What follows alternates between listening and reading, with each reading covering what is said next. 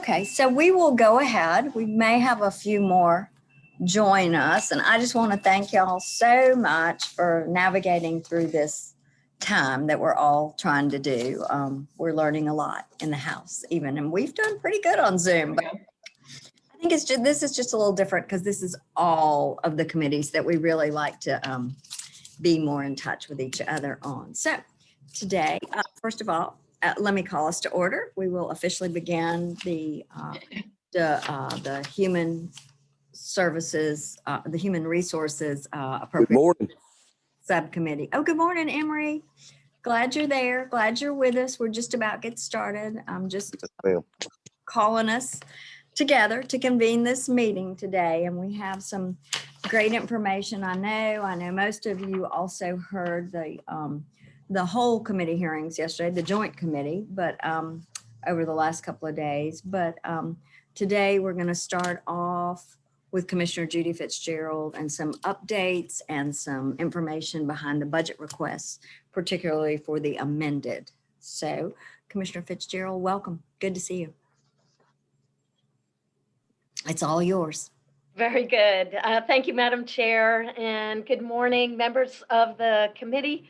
Again, really good to see everybody in the way that we gather right now. So thank you so much for the opportunity to discuss the budget of the Department of Behavioral Health and Developmental Disabilities. So I see our budget director, Chris Hamilton, is going to be my partner in sharing some information with you this morning. So, but really, as I did yesterday, I really want to start with a note of gratitude. I know this virtual environment has been a challenge for each of us in different ways, but I especially want to acknowledge staff all across the board, your staff, my staff who have labored tremendously and have been so cooperative and collaborative. Certainly our partners at OPB have been in daily dialogue with our team, and I want to thank them for their guidance and leadership. And really, I also want to call out Michael on the line here, who's been a partner to all of us throughout. And I think, I don't know if this is a compliment or not, but Michael speaks Dbhd. And there's only a handful of people in the state that do that. And we just thank him always for his important questions and the partnership. So with that note of gratitude, let me begin. So next slide, Chris. Okay, here's what I hope to do this morning in our time together. Briefly, I want to provide an agency overview, and then I'm going to talk a little bit about COVID-19 and the impact on our service delivery system. And the reason for doing that is that it's directly related to our amended FY21 budget request. So touch briefly on a budget summary and then go right into those amended 21 changes. So I hope to take about 15 minutes to give you a preview and provide some structure and some of the detail to what we are asking for, and then leave time for questions. Will that work, Madam Chair? Okay, great, thanks. I see the thumbs up. Excellent. Okay, next slide, Chris. Okay, as I said, I'll start with an agency overview of who we are and who we serve. So as you see here, Dbhd serves as the public safety net in Georgia, ensuring that individuals with mental illness, substance use disorders, and intellectual and developmental disabilities receive services. And just to be clear, our priority population are individuals who are the most in need and who are uninsured or underinsured and receiving Medicaid. You see the next bullet item, in fiscal year 2020, Dbhd provided services to over 212,000 individuals. So I'm making a point of all of this because there are actually far more individuals in the state that experience these disabilities. But just to be clear, we are focused on those who are most in need and those who are uninsured, underinsured, and receiving Medicaid. And the question is, how do we do this work? And we do it through our 5 state hospitals, which are located in Atlanta, Augusta, Columbus, Milledgeville, and Savannah. And then we have a network of over 700 community-based providers, some of whom provide services to people with mental health issues. Some of them provide services for people with substance use disorders or addiction, and some of them provide services and supports for individuals with intellectual and developmental disabilities. Some of them do all of those, particularly our community service boards, who are the backbone of the public safety net in the community. They're comprehensive, but we have many providers, large and small. And it's really an important part of our story of how we do the work that we do. We're heavily reliant on that provider network to serve populations of individuals who are oftentimes vulnerable and complex in their disabilities. So again, just a reminder, when I'm saying mental illness, those are individuals who experience disabilities of thought, emotion, and behavior. This is things like schizophrenia and depression and post-traumatic stress disorder. When I say substance use disorders, that's people with addiction, whether it's drugs, legal or illegal, or alcohol. So recurrent use of those substances that impacts functioning is a substance use disorder. And just for clarification, when I talk about mental health and substance use together, the term we use is behavioral health. That combines both of those. And then intellectual and developmental disabilities are for people whose mental capacity and functioning is impaired. They may have low IQ and other intellectual and perhaps physical disabilities, in the term developmental disabilities, that impact their ability to engage in daily activities. So I just want you to have some sense of the population. These are members of our community. Our work is to help these individuals thrive and achieve recovery in community-based settings. That's ultimately what our goal is and what you are helping support us to do. Okay, so that's who we are and what we do. Next slide, Chris, please. Okay, so as I mentioned, we're going to lean into the story about the COVID-19 impact because it's directly related to our budget items here. So to be clear, and I mentioned this yesterday for those who were present for the joint budget presentation, there is no aspect of our service delivery that went untouched. It's true for all of health and human services as we face the unprecedented impact of COVID-19. It's true for the individuals that we serve, and of course their families, because many of them are rooted and connected to families in the community. It's true for the providers that serve them, the staff of those organizations, and really the capacity of the network as a whole. And I really want to remind you of the wide variety of providers and the wide types of broad range of disabilities that we're serving, of children and adults all across the lifespan. So the work we do is complex. How COVID-19 impacted these different disability areas ended up being very complex and a broad scope of challenges for us. But I'm really proud to talk about the way that our service delivery pivoted quickly to address these issues. But I want to take a moment this morning to describe a little bit of what those challenges look like so that you have some understanding of how our service delivery system works. So what you see there in item 2 is the critical, I'm going to call out a couple of the critical areas of operations, of the way we serve these individuals who are within the safety net network. First and foremost, you all are very familiar with the fact that we provide crisis response to individuals across the disability spectrum. That crisis capacity was immediately impacted. So I think what many of you know, you all have supported tremendously over the years, the buildup of our crisis continuum. How many people enter crisis services is through GCAL, Georgia Crisis and Access Line. That's our 24/7 call number. People also come to our attention because they arrive at emergency departments or they might be engaged with law enforcement. But in any case, We in Georgia have a robust crisis response. We have mobile crisis, we have crisis respite beds, and at the core of what we have are crisis units all around the state.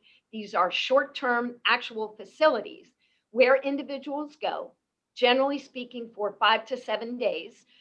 They might have anywhere from 16 beds up to maybe 36 beds where individuals can go, their crisis can be stabilized, and then they can return to community-based services. Or if they might need to go to a higher level of care, that could happen as well. I want you to imagine these crisis units all around the state and think of them just like your local healthcare providers and your own healthcare.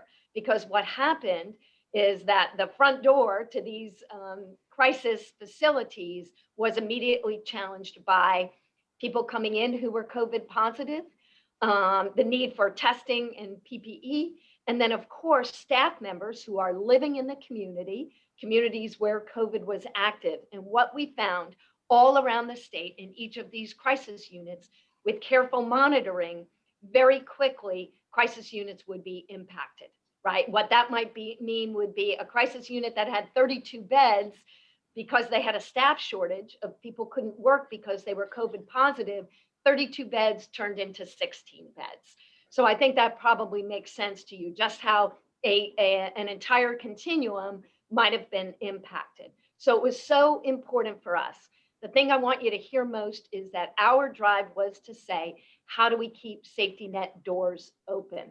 And this is really important, right? We want to continue to serve. When people are in crisis, they often need a place to go. So our crisis capacity was impacted. I want to give you another example when I say group services. So all those people with disabilities that I mentioned, whether it's mental illness, substance use disorder, or intellectual and developmental disabilities, many individuals, the proper and evidence-based course of treatment that they might have might be delivered in a group setting.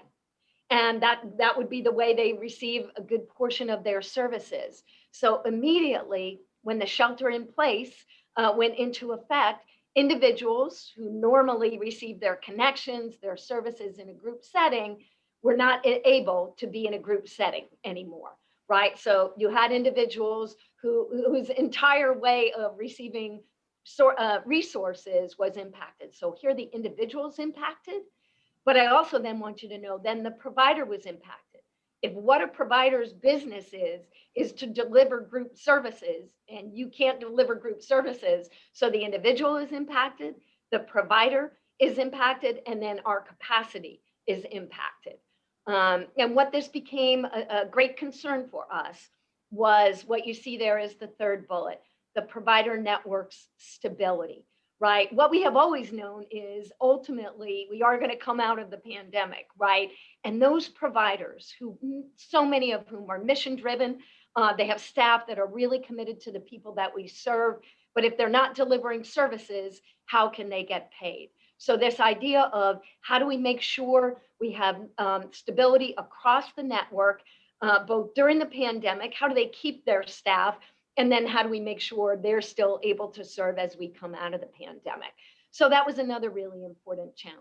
The final one I want to touch on is what we experienced in our 5 state hospitals.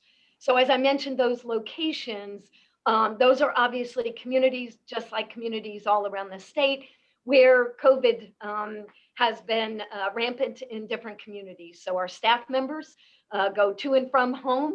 And so the impact of COVID positive staff who then might come to the hospital before they knew it, we have COVID in our hospital. So we would have to pretty quickly pivot to stand up quarantine units within the hospital for patients that might have tested positive or might have been exposed, and then isolation units within our hospital. So I really, it's kind of amazing and remarkable, but I do want to just emphasize the number of pivots and changes and impacts, because if you keep saying we're going to serve, we had to keep thinking as quickly as we could, what is it that we can do to make sure we continue to serve? So next slide, please, Chris. Because I do want to tell you, there were a number of things that were put in place to enable us to continue to serve. This came through federal support, it came through state support, and it really came through partnership with Department of Community Health and our providers who kept calling and saying, how will we do this? And really constant communication. So one of the ways that we have been able to ensure continued access to crisis services is through the purchase of private psych beds. Okay, so for individuals experiencing a psychiatric crisis, in addition to our crisis units, many of you who are familiar with our budget know this, that in the original settlement agreement with the Department of Justice, when hospitals, when the challenge to the state of Georgia was to build up community services, it was recognized that if you close a state hospital, as we did in Rome and Thomasville, you still might need some hospital beds. Not in the way that they were delivered on campuses, but we might need them as part of our crisis system. So ever since the settlement agreement was signed in 2010, you've included in our budget the ability to purchase private beds. So we might need to purchase those in a hospital that was not COVID compromised at the moment, right? So what it did was really ensure that when people appeared in crisis, we had a relief valve to make sure that they could get to a crisis unit and receive that stabilization and then be returned to the community. In addition, what we were provided with really from the federal government for the second and third items that you see there was flexibility to do things differently, to bend the rules, to allow for accommodation and flexibility to do things differently because of COVID. That might mean doing something differently. Let me give you a little example.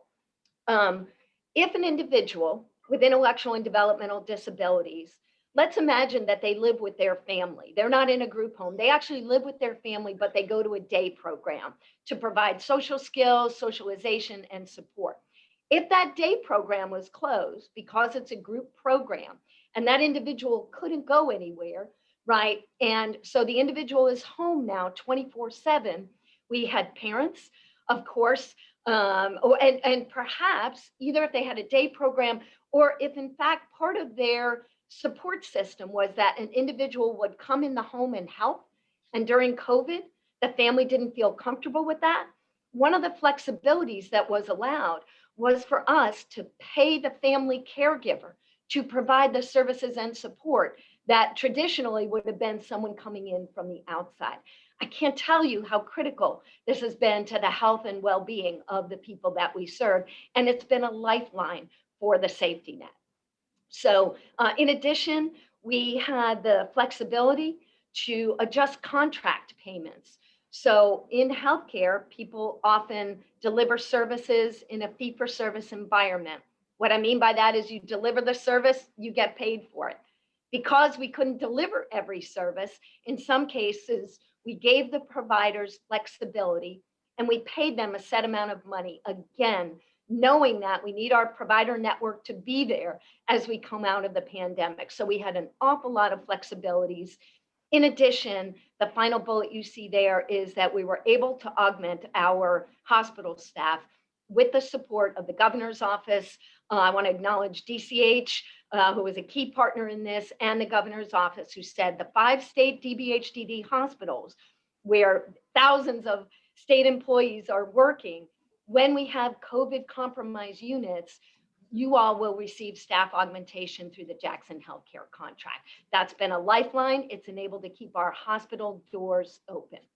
So how we've done that, now here to the budget piece of that. Those are all the activities we did. How did we do that is through what's called an enhanced Fmap. I talked about this a little bit yesterday. Every year in our budget, there's an Fmap accommodation. It keeps us budget neutral. What the Fmap is, as we look at Medicaid is a joint partnership between the states and the feds, right? And so in that program, the feds pay part and the state pays a part. The part we pay is called the state match. Every year, we get a formula. And as you can see, normally our formula says the state pays 33% of the cost of all these Medicaid services. What the enhanced Fmap enabled us to do, the feds across the board, because of the public health emergency, they lowered the rate that the state had to pay by 6.2%. Said, use that flexible money to serve the people in need. I really have to emphasize this. It was so important to keeping people in services, making sure they could get what they need in these new flexible arrangements. So when I say enhanced Fmap, it's those extra dollars that the feds approved that we could use, and all of that has been pushed to the betterment of serving individuals within the safety net network. Okay, next slide. Okay, so now just take you back as a reminder to our FY 2021 budget.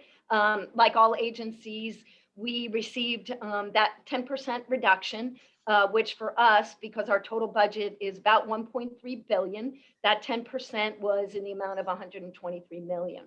I do want to note, you gave us some enhancements back, and those were really critical last year, the difficult year that we had. But those enhancements came back into waivers for individuals and back into crisis services, acknowledging those were just a few of the things that we recognized that were going to be needed going forward.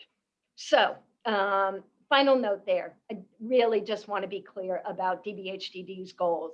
And it really is to find those people who are most in need, serve them in the most appropriate setting, and really continue to build our community services while we maintain quality and safety within our hospital system.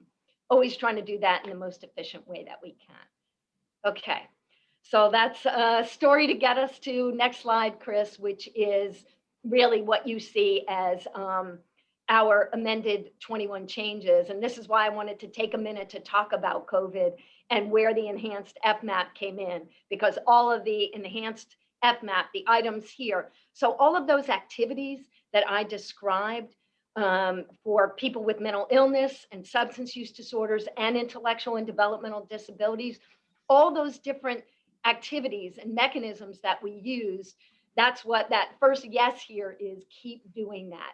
And I really want to be clear, COVID is still dramatically impacting our service delivery system. So we're still needing those enhanced Fmap dollars in order to provide those services. And now I'll touch briefly on number 2 and number 3 here. So number 2 is asking us to consider the enhanced Fmap for a feasibility study for an IDD BHC. All right, you see what our acronym means there below. And this is why it's important to talk about who the people are that we serve. A BHCC is a behavioral health crisis center. We have many of those throughout the state. What we don't have is one that is specially where we have individuals who are specially trained to serve individuals with intellectual and developmental disabilities who are in crisis and need behavioral stabilization. This would be unique. We know we'll be building this, and we really have to look closely at how we do that. So we're eager to talk with folks about what do we know, what would that look like in the build, and that's what the feasibility study we believe is challenging us to do. We're eager to do that. Georgia would be at the cutting edge in having such a crisis receiving center. Then the final item there is using the enhanced Fmap for 2 of our state hospitals. So again, I mentioned 5 state hospitals. We actually have 2 that are closed, one in Rome, one in Thomasville. DBHDD's role in the closed campuses is that we are basically custodians of those campuses. And then let me be clear, when it says state hospital, those are actually large campuses with acreage and many buildings on the campus. The state would like to sell both of those properties. In order to do that, the properties need to be maintained. So DBHDD is in the business of serving people, but we continue to maintain those 2 campuses, again, so that they will be desirable for a provider. So we have a small complement of staff that does the upkeep and the maintenance, and it's critical for the viability of those campuses. And so we've been asked to continue to do that while there are active prospective buyers for each of those campuses. So that's really all the items in our amended 21. I know that's a quick zoom around that conversation, but I certainly want to pause there, Madam Chair, and see if you have questions. I have a question. Yes, go, Mary Margaret. I mean, Trying to, Oliver. I'm trying to fiddle with my screen here so I can see people. Forgive me.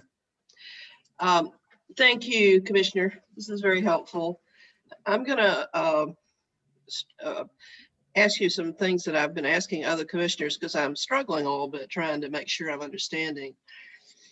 For the 21 amended budget, you got what I'm calling CARES money. You're talking about it in terms of the Fmap kind of refund, but I assume that the CARES money helped you with protective clothing and equipment in the hospitals, but tell me what other usage you had with CARES money, and is it the same as the Fmap money?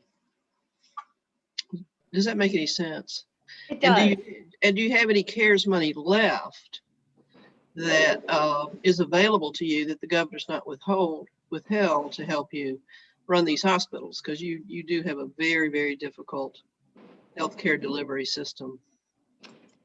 Yeah, thank you. Thanks so much for the question. I appreciate it. So I'm also gonna introduce, thankfully, I have some trusty teammates on the line as well.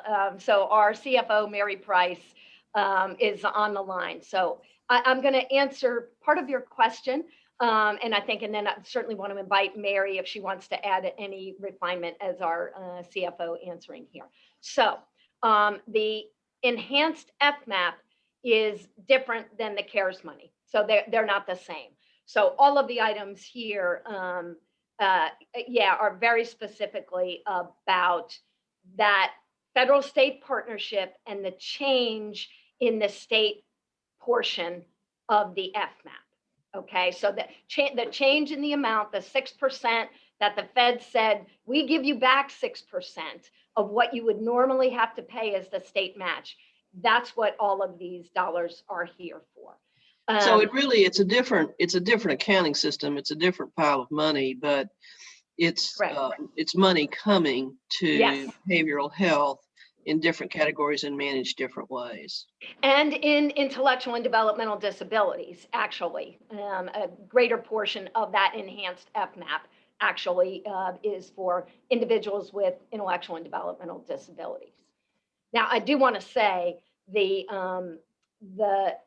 Jackson Healthcare augmentation of our state hospital staff has been absolutely critical. We would not be able to run quarantine isolation units and keep the doors open if we did not have, and that continues to be, we're using as much of that right now as ever, and that's by virtue of governor's office approval of that. So through the CARES funds, as I understand it. Okay. I can't answer specifically to what else came through the CARES fund, right? That is being managed through OPB.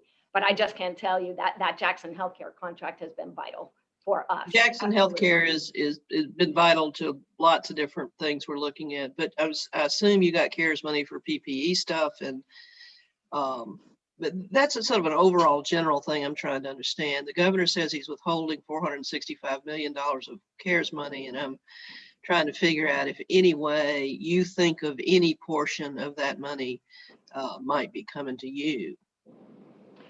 So what I can say is this, right at this time, we do not have PPE needs or testing needs, and our staffing needs are being addressed in the hospital. So yeah, I want to be clear about that. And these other enhanced Fmap things are really enabling us to do, as I like to say, keep the safety net doors open for people with all kinds of disabilities. Madam Chair, may I ask another question?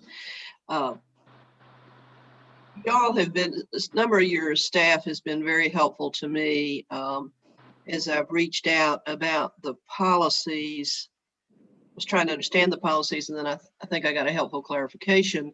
Are residents of congregate living that you're paying for, developmentally disabled people, are they getting the vaccine in an order of priority? I had a constituent call about a very large congregate living for young adults primarily, and they were helpful in clarifying that they would be characterized as a high priority. Do you think all your group homes out there and providers for congregate living are getting vaccines for the residents?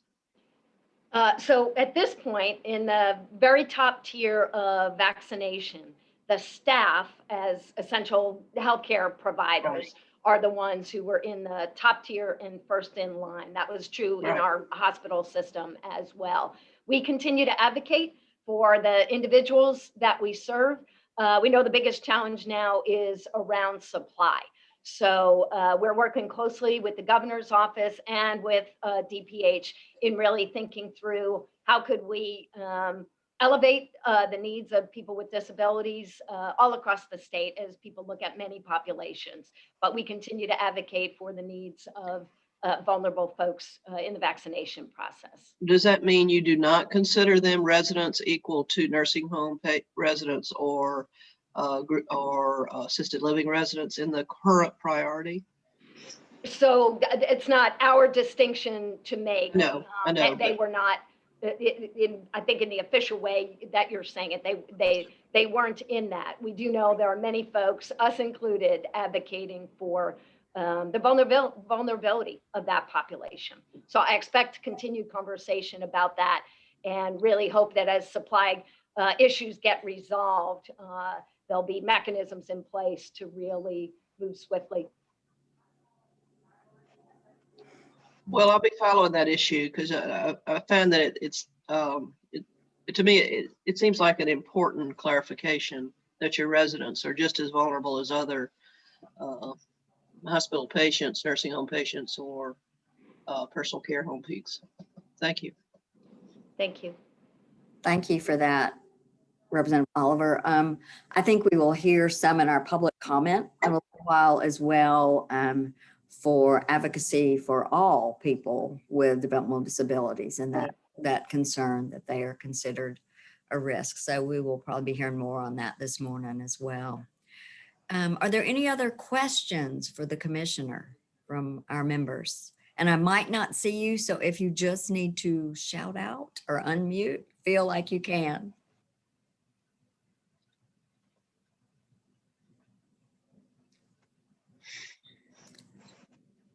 I am not hearing or seeing any. Just want to make sure everybody has all of the information that they need for us to begin to work on this important component of our budget. Are we only doing 21 this morning, Madam Chair? Or are we doing 22? We are. We'll be back to do 22. Our focus right now is still to really move this quickly and be ready for any unexpected circumstances that might come up. Then let me ask one final question. Is there something that was cut in the June budget that has not been restored? If I do the math looks like it's all the money's not restored. That's a question I've been trying to figure out for other agencies too, Madam Commissioner. What have we not restored in the 21 that was cut in June? So I think you saw on that prior budget slide, in the 10% cut, we made some really difficult decisions, but we believed that in partnership with y'all in the governor's office, we really tried to be strategic about some of those cuts. The enhancements that you all put back in really were the things that were forward facing and critical for us moving forward. So we're not asking for any of the things that were cut that we believe need to be put back in. We're really facing forward about future needs, and this IDD BHC is a good example of things that we see meet the emerging needs of our network. So, yeah, Does that mean that the enhancements that we thought you were going to have in January 2020 that were then not added to the budget in 2020 June are not coming back in the amended 21 budget? Is that what you just said? No, what I mean to say, and Mary, if you want to jump on the line here to clarify, the enhancements were what we needed. Those were the critical things. You gave us more money for waivers. So despite the cuts, when we took the cuts, right, strategic, we tried to be as thoughtful as we could. The enhancements that came back in the form of waivers, more funds for crisis dollars, and some funds for core outpatient services in the community. All of those were what we deemed were vital, and those are back in. Mary, do you want to add anything else to that? I want to make sure I'm addressing your question. Sure. Good morning. Thank you, everyone.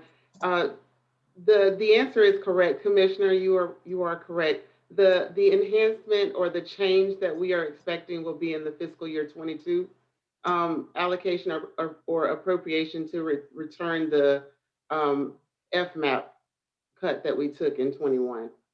So everything that we have received in budget reductions thus far that has been restored were the items that were critical. So we don't have any outstanding other than the fiscal year 22 return of the Fmap cut.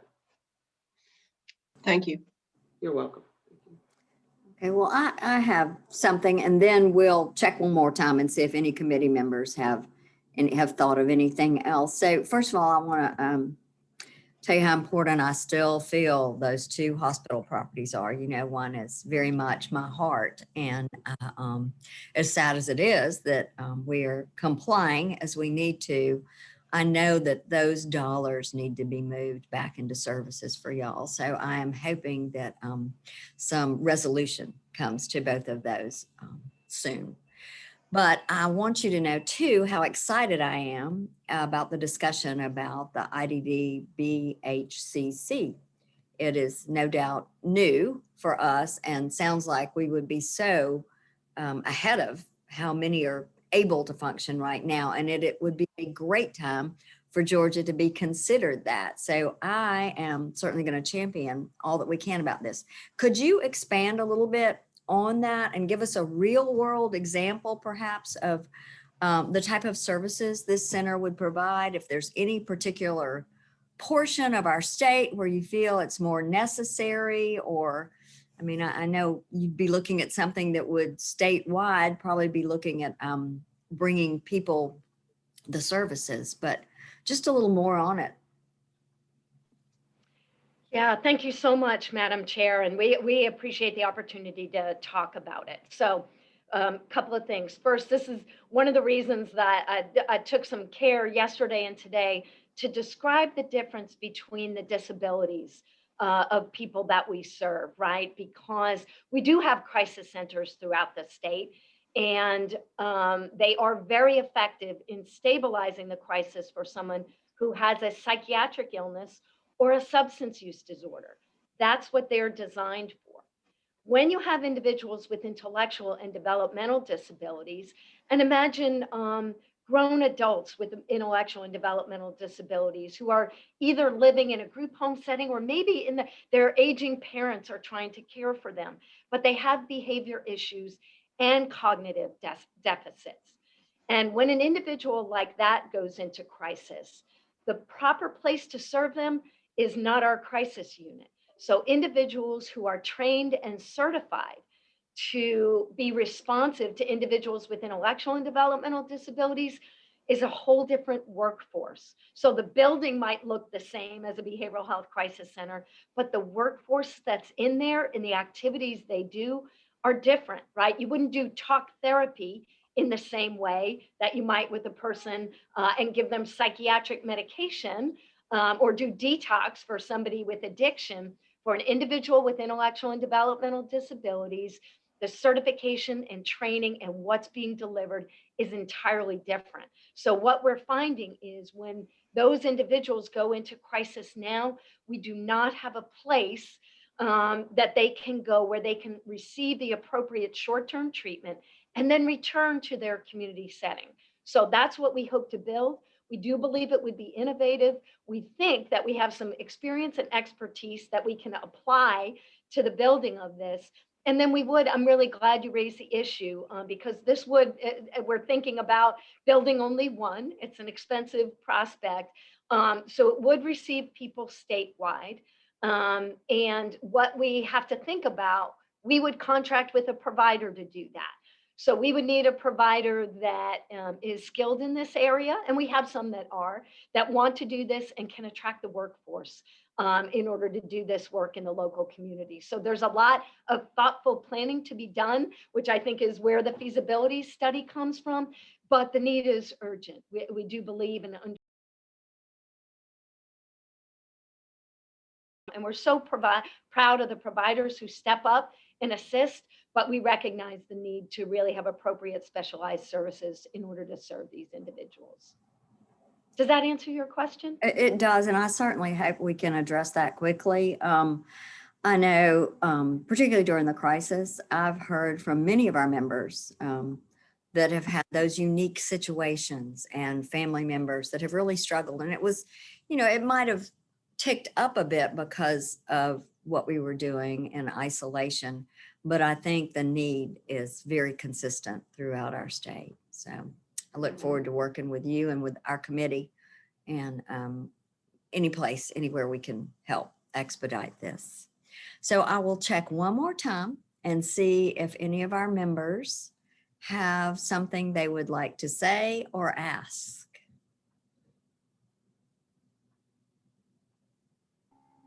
Yeah, Madam Chair. Yes, Wayne. I have a question. Please. Good morning, Dr. Fitzgerald. My question is, Gracewood here in Augusta, you've managed to keep a portion of that open, and there's a lot of surplus land out there. Do you have any plans for that land there, as you're talking about the other two that you're trying to sell? What are your plans for the property there? And I think you may know a little bit about my rationale for my question. There's a group that's trying to establish a military cemetery, which is, the location is will work perfectly for that if we were to make this go along to come to fruition. But my question is, what do you have any plans for the land, and what is the future for Gracewood here? Good morning. Thanks so much for the question. I am familiar, of course, with the item you referenced. So just to be clear, Dbhd is in the business of serving people. And so at Gracewood, we still do have individuals that remain there. Our focus is on ensuring the quality and safety of the individuals that are being served there. As to the land and the campus, again, I think what I said earlier, Dbhd is the custodian of state property. So we work closely with the State Properties Commission and the governor's office, and we are always open to ideas about how land or property might be used. And we certainly will stay in conversation about our desire to provide high quality services, and then how the state wishes to use the land. We are happy to be an active and willing partner in the desires of the state. Well, thank you for continuing to serve those patients that are there, and that's really, we no one wants to interrupt that part of the operation, because it's a great service for those patients that need the service. Those are severely profound patients that really deserve and need the service. So thank you for that. And we hope that we can continue to serve them as long as possible. But thank you for your answer, and we look forward to continuing the conversation with you and state properties on that. Great. Anyone else? Well, if not, I just want to say thank you so much. I know Commissioner Fitzgerald a little bit, probably not all, but a little bit of how hard you and your team and everyone has worked throughout this state to deal with the impact of this time, the budget cuts, but then also COVID, and deal with the challenges for individuals and providers and staff and families and children and adults, and some of the very innovative and creative ways that you have kept people in touch and delivered therapeutic services, dealt with the isolation as well as possible. And I just want to say thank you, because I know this is one of the places where that was the most impacted. It is such a personal service that you deliver, and so unique to each and every individual. So thank you again from the bottom of my heart. I know from this entire committee, we certainly appreciate you. We're going to work very quickly to see what we can do to deal with the amended. And so if there are more questions, we'll be in touch, but just continue to persevere. Thank you. Thank you, Madam Chair. We appreciate the opportunity, and thank you so much to you and all of the members for your support. We really appreciate it. Thanks very much. Have a good day. You too. Okay, and now we will move to hear from another group that I know I've seen sitting there from the Department of Veterans Services and Commissioner Roby. If y'all are ready, we'd love for you to begin updating us on some of the things you have done during this time and your budget needs as we move forward in the 21 amended budget. Yes, ma'am. Morning. Good morning, Madam Chair and board members. Thank you so much. Yeah, double click that. Of course, I'm Commissioner Mike Roby of the Georgia Department of Veterans Service. It's an honor and pleasure for us to be with you this morning to briefly discuss the governor's recommended amended FY 2021 appropriations for the Georgia Department of Veterans Service. We are using pages 153 through 155 of House Bill 793. Madam Chair and board members, with me today is sitting across from me is Mr. Mark Bannister. Mark is our Assistant Commissioner for Administration, Health, and Memorials. To my left is Assistant Commissioner George Canavaggio. George is over all of the field offices. And you can't see him, he's hidden, but it's one of our IT specialists is Mr. Jerry Laird.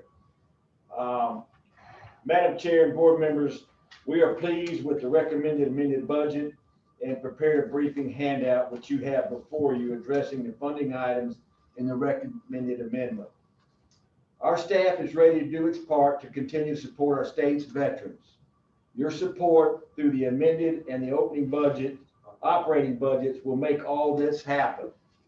Before we get into specifics of the amended FY 2021 recommended budget of the Georgia Department of Veterans Service, I would like to take a moment to address some pertinent information related to our department's mission.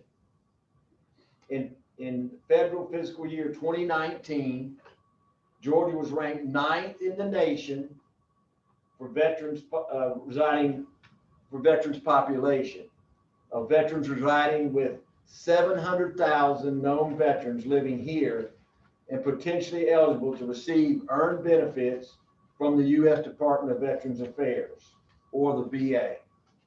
At the same time, our state was ranked 5th in the amount of non-taxable income dollars in VA compensation and pension earned by veterans from their military service coming in the state's economy.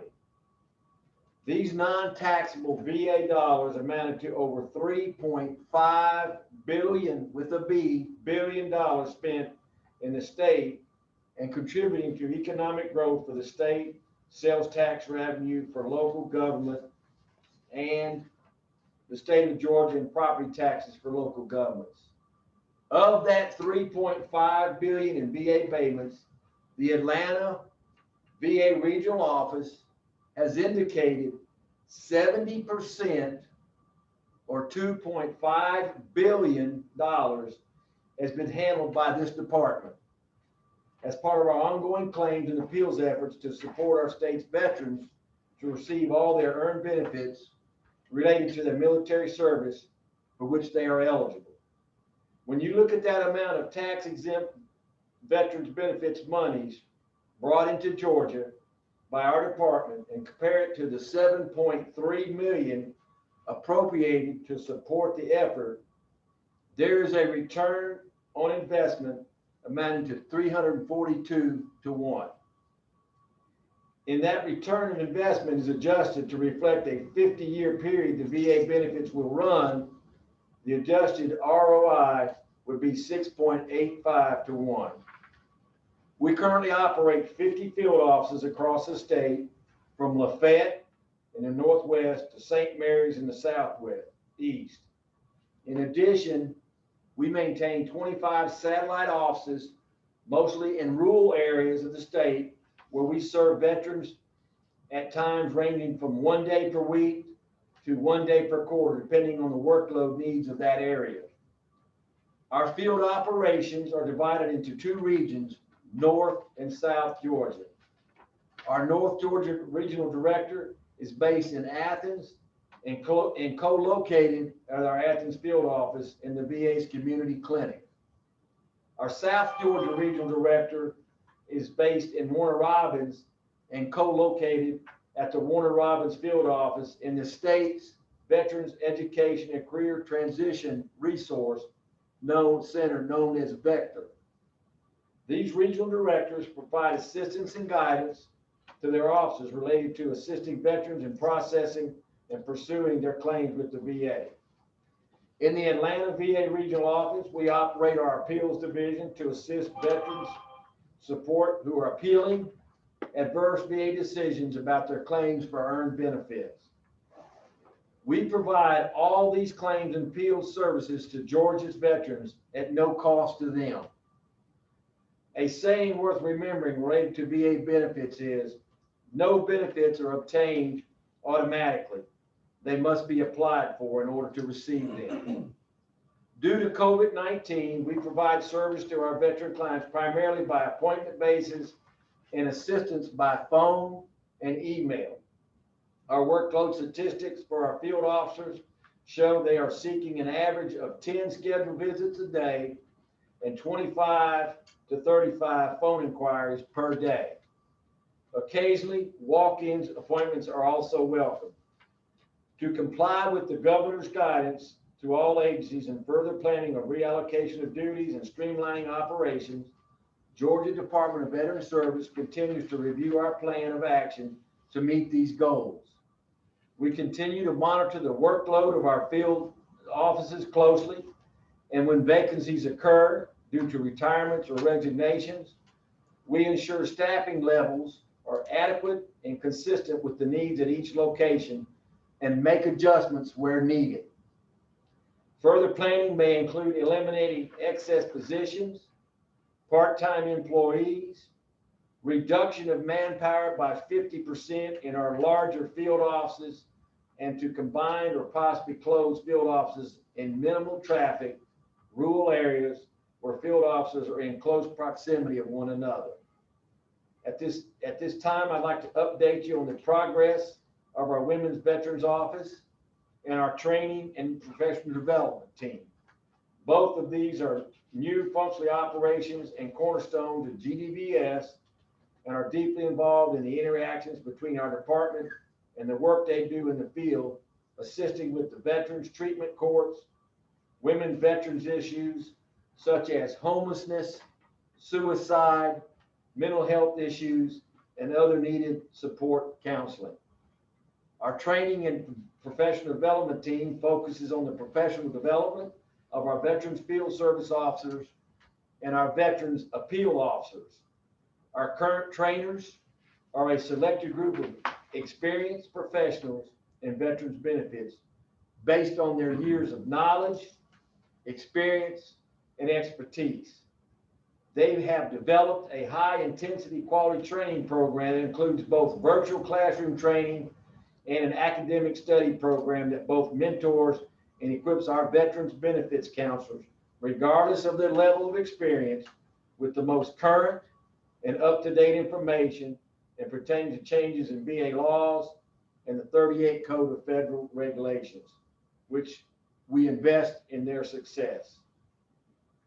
As of January the 15th, 2021, we have 261 veteran patients at our 2 state war veterans homes located in Augusta and Milledgeville. The Augusta home census was 106 and the Milledgeville home census was 155. 55 of those patients at both homes were service-connected disabled veterans, whose total cost of care is paid by the VA. The other 206 were regular veteran patients whose cost of care was split approximately 50-50 between the VA and the state, and the daily fees paid by the veteran patients. In Augusta, our regular veteran patient is 89, service-connected veterans is 17. In Milledgeville, we currently have 117 regular patients and 38 service-connected patients. Our current daily fee at the homes, effective 1 January, is $25.18 per day. Ladies and gentlemen, and that again, that is not for a service-connected veteran. That is strictly a non-service-connected veteran pays the $25.18. New admissions at both homes are being done at a minimum due to current COVID restrictions. We are currently reopening admissions as the number of COVID cases in the state decline and based on current guidelines established by the State Department of Health, CDC, and the U.S. Department of Veterans Affairs. Renovation and construction projects at the home in Milledgeville are continuous. Recent renovations include installation of thermal windows, replacement of flooring, installation of LED lighting, upgrade of the intercom communication system, modification to residence rooms to increase personal living space, improvements to bathrooms and showers, and installation of internet wiring infrastructure to prepare for an electronic medical records database to modernize and expand Wi-Fi services.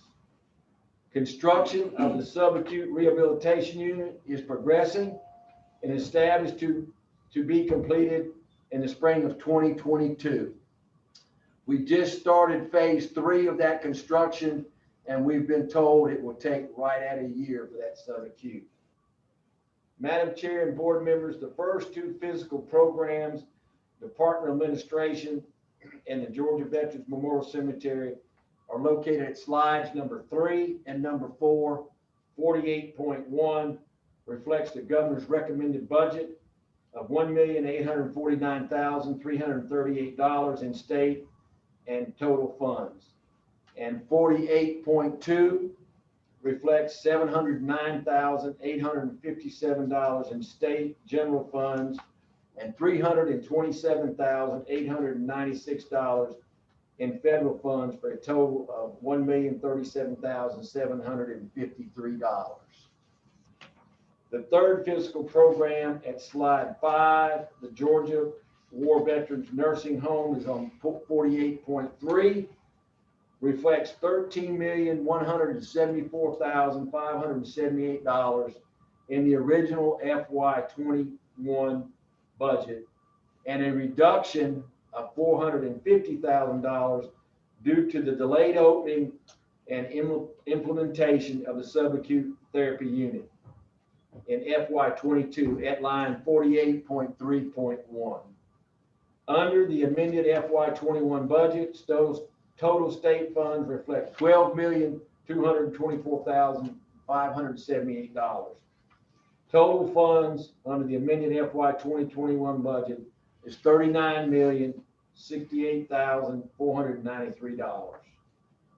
The fourth and final physical program at slide 6, our veterans benefit reflects on line 48.4, $7,319,749 in state funds and $753,926 in federal funds for a total of $8,073,675. Ma'am, slide 7 shows our total state funds and governor's recommended funds. Ma'am, I'd like to take a moment to let you know that the department and board members, we are following all of COVID protocols.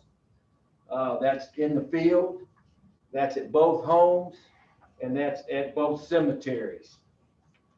As I mentioned earlier, admissions have been restarted slowly due to COVID. We do have visitation at both homes, not inside the building, but outside the building. There's a tent set up, and we have the plexiglass and all the protocol where the loved one can come in and through the plexiglass see their loved one. We also have smart tablets. They can make an appointment to come in and use a smart tablet with our folks there to see their loved ones. Cemeteries, we are doing burials. However, we are not, we're following the protocols from the VA. They are not allowing the loved ones to come to the graveside while they are laying that individual to rest. They can stand off back at the road. Once the burial has been completed and the workers have left, then of course the family members can come up to the graveside. Just so the Madam Chair and the board members, both homes, the home in Augusta, we have an MOU with Augusta University. They run the day-to-day operation. We do have staff in place there to make sure that they are doing what they're supposed to. Same applies in Milledgeville, except the Pruitt Healthcare has the contract there. We do have staff on board there at Milledgeville that also keep an eye and watch over that. Vaccines, they are taking place right now at both homes. Augusta is 87% of their patients and 56% of their staff have taken the vaccine. In Milledgeville, we just recently, now, let me back up. Augusta was chosen as a administrator. So Augusta University was allowed to give the vaccine. Milledgeville, Pruitt Health was not given the go as an administrator. So the CVS was working with them. They started the vaccine here recently. They've done half of the patients there at the home, and they've got half of Pruitt staff. All of our staff down at the home has taken the vaccine. It is still ongoing. It was the Pfizer, so they have to go back and they're coming back in 21 days to administer the second dose. So that's where we are on that. Ma'am, in the slide presentation, you went through the slides. Slide number 2 is just an organization chart. It gives you, a breakdown of the department. So, ma'am, at this time, if y'all have any questions, we'd be more than happy to answer them for you. Yes, ma'am. Ms. Oliver. Good morning. Thank you, gentlemen. I can't remember past census numbers for the 2 nursing homes, Augusta and Milledgeville, but I think it was in the 300s. Is it possible for you to tell us, and you can send this to how your population census has changed in the last 3 years, or is it down this year from last year? Ma'am, it is because of COVID. We had, I'll get you the numbers. I believe it was 21 deaths at the home in Augusta because of COVID, and we had 24 deaths at the home in Milledgeville. So of course, with that going on, It's just been recently in the last month that we've reopened admissions. So That's what I assumed. So you have had positive tests and deaths in both nursing homes, which is Yes, ma'am. what's happening across the state with other nursing homes too, I Yes, assume. ma'am.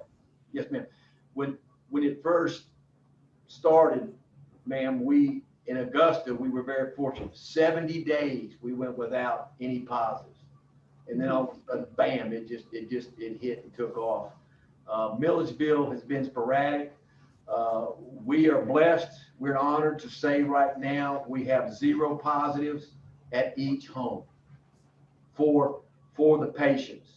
I think we have 1 staff member in Milledgeville, and I believe there's 1 member down in Augusta, a staff member from Augusta University that are positive. But other than that, yes, ma'am. But Thank you. We are in Augusta, the admission rate is a little slower because of the census there in Milledgeville. You know, we're trying to do 2 or 3 at a time. We've had as much as 6 readmitting at one time here recently. Yes, ma'am. Thank you. Yes, ma'am. Okay. Yes, sir. You're muted. Madam Chair, he's muted. He's He's Let's muted. Okay. There you go. There we Wayne. go. Can you hear me now? Yes, sir. Thank you for your presentation. My question is, I didn't hear you mention anything about CARES money, or maybe I missed it. Are you all receiving any CARES money or PP? No, sir. We did not, sir, because the way we were told by OPB was we pay up front and then we can get reimbursed, hopefully. And we did not have the money up front, sir. We have a very, very limited budget.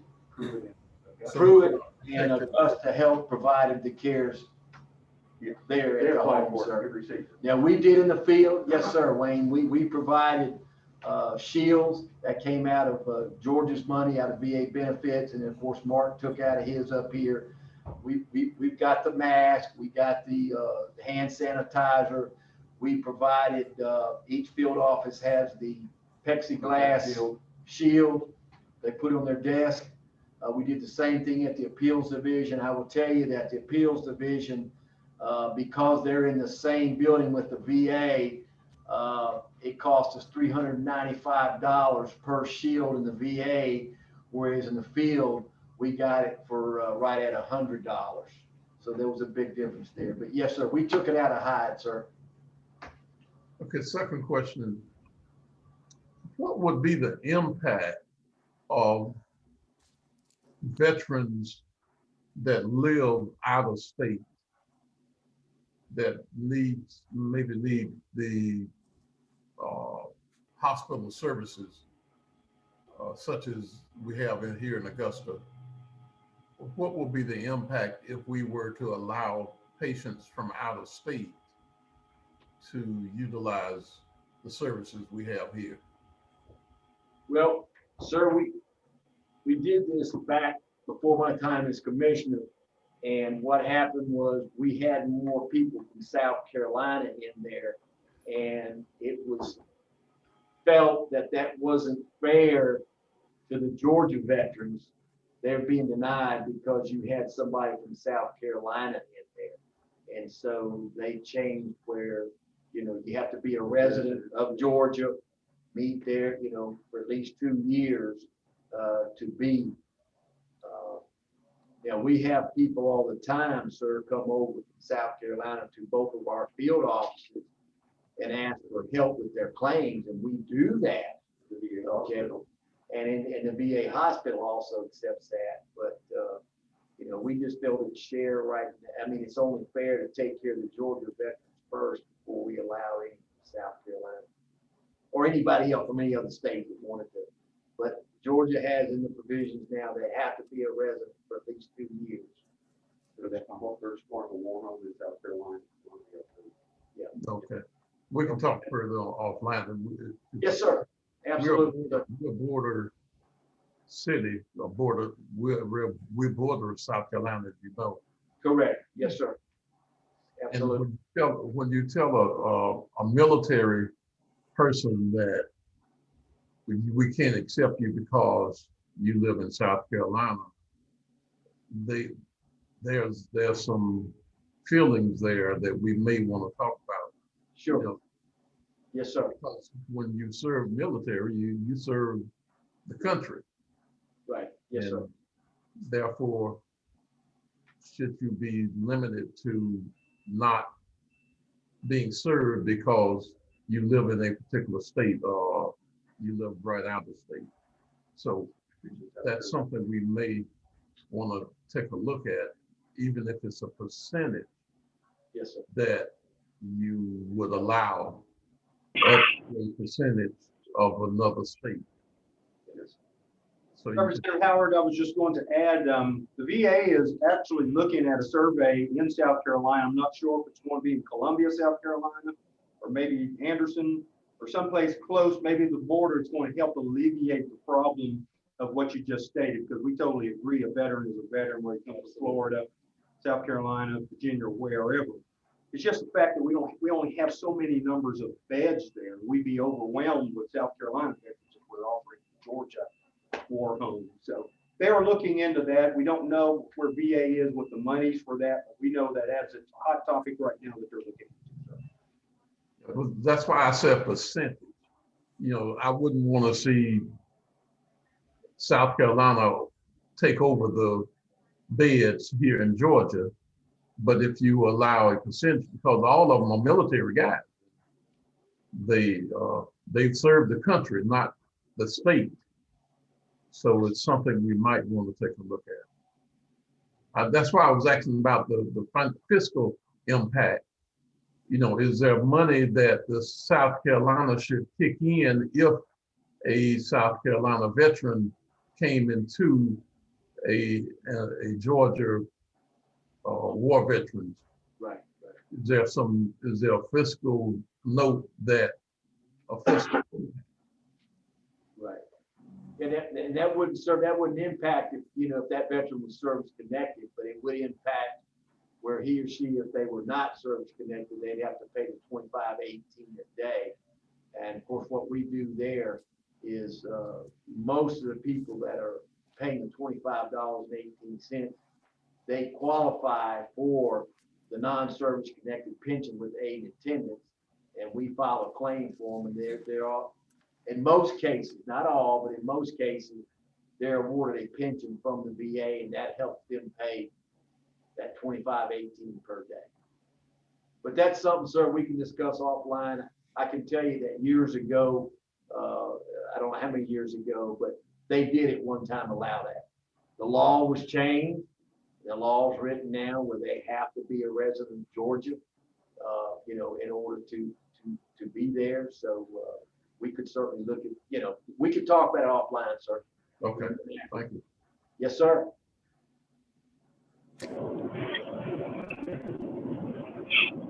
Are there any other questions or comments? Let me ask a question here, kind of on the same part of the state versus, I agree with Wayne there that basically once you're a veteran, you serve this whole country. However, we seem to want to take care of everybody else except our veterans.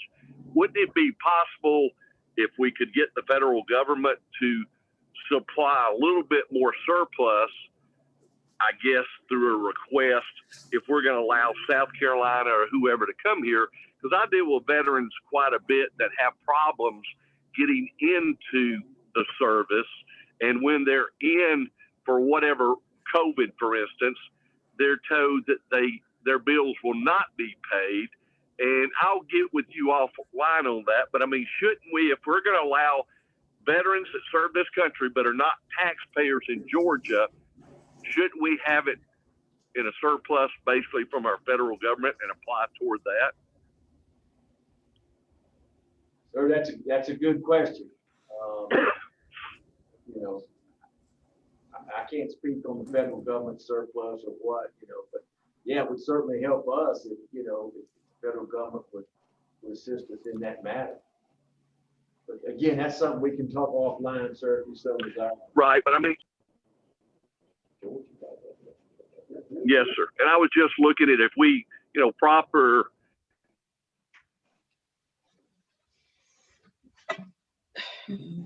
protocol for how you apply more. I mean, they give money away to everybody else. It seems like we would be taking care of our veterans. But anyway, thank you. I do appreciate it. Yes, sir. Thank you.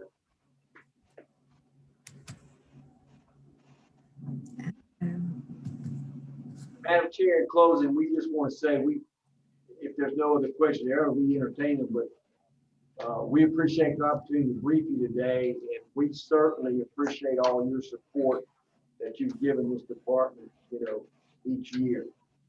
And we continue to strive to take care of our veterans, here in We Georgia. know you do, Commissioner. I do have one thing I'd like to ask you about, because we have at least one new member on and another one that may be watching this later. So would like to ask you just to give us a little more background information on the subacute therapy unit in Milledgeville, because that is such a unique project. So if you could just kind of give us a little more information on it, just for some historical perspective as well. Ma'am, several years ago,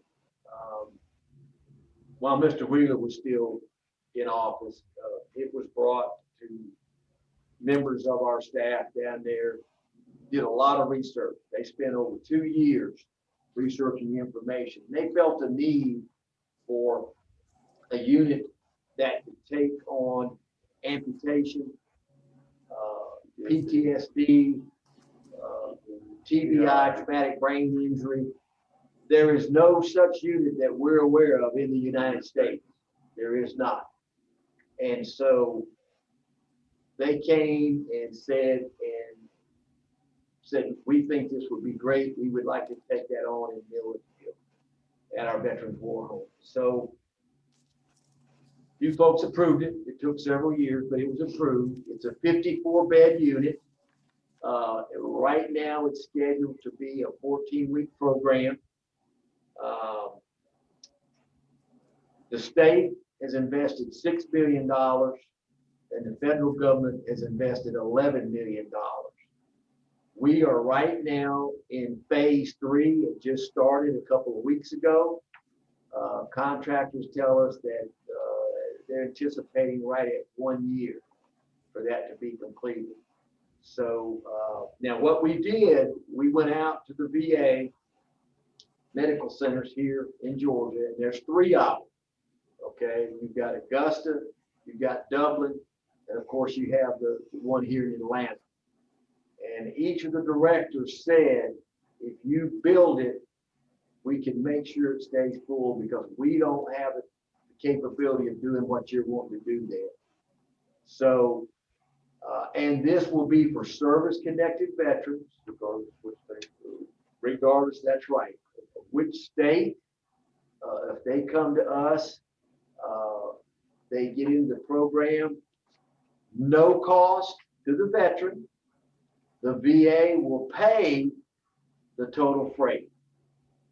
Now, what we asked for was the $450,000 for startup money, so we could hire the staff to get the staff in place.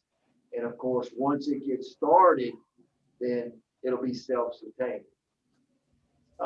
Right now in the budget, they recommended, what we've seen so far is they're taking the $450,000 back for FY21 because the unit has not been started, but they're going to put it back in FY22 so that we can get the folks on board to get it going.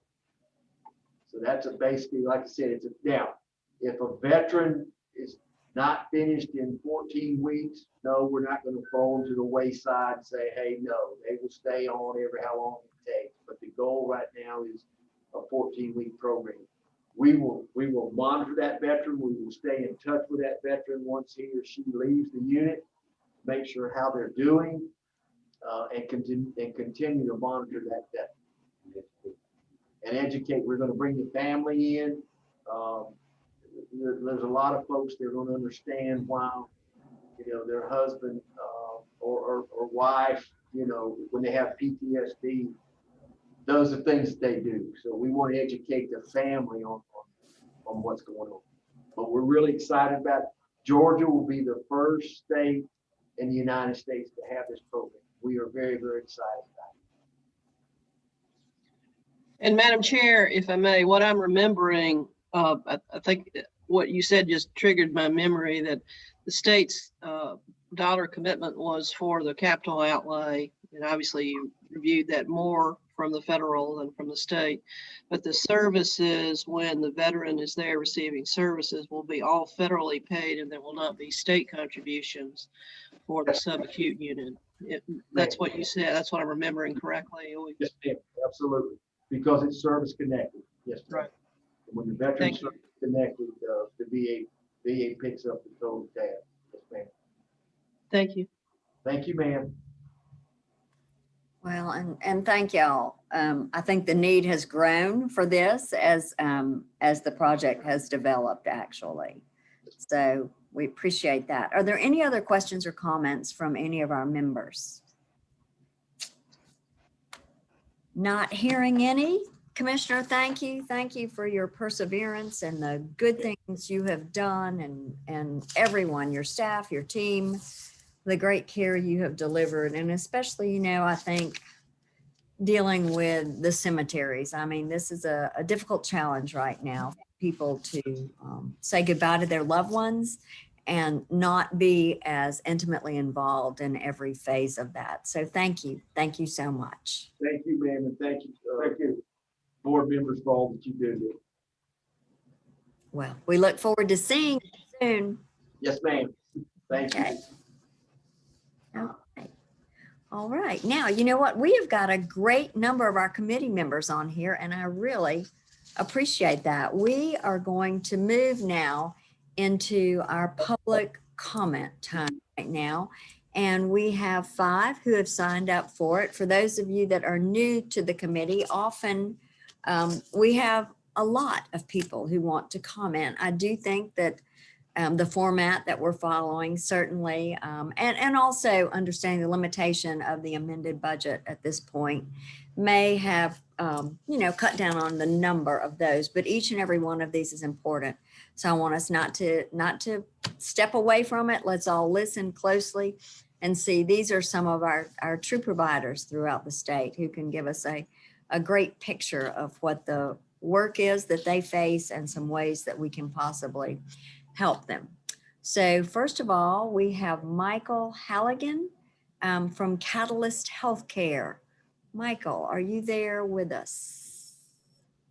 I am, Madam Chair. Great. Well, please just feel free to talk and educate us. Thank you so much. I'm going to share my screen.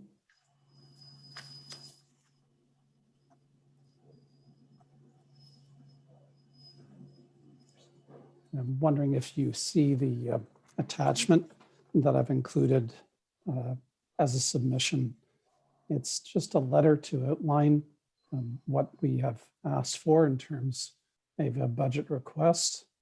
And then in addition to that, I've included a full slide deck that explains our service for the Department of Behavioral Health and Developmental Disabled members.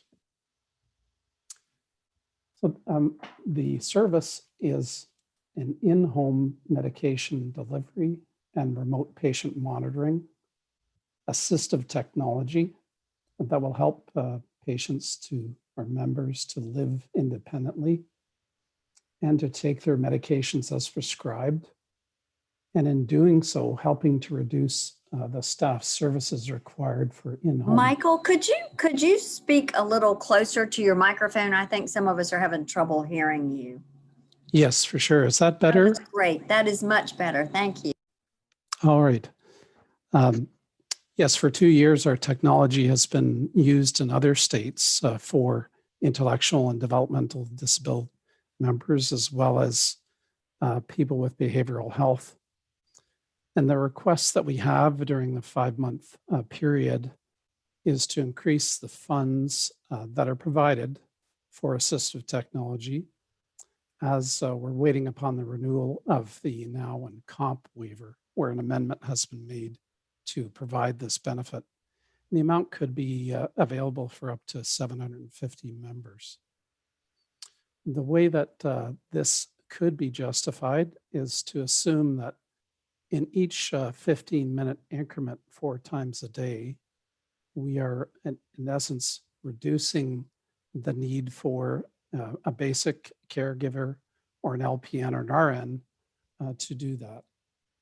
And the savings are with respect to the person is going to receive their medications at the right time, the right dose, the right strength, and then be able to measure for the state quality measures such as HEDIS, which rely upon seeing that the person takes their medications according to the compliance and adherence, and also managed care efficiencies by reducing potential total costs of care that may be incurred when there's a medication-related error. And I'm going to just move over to our slide deck. And are you able to see this slide presentation on the screen?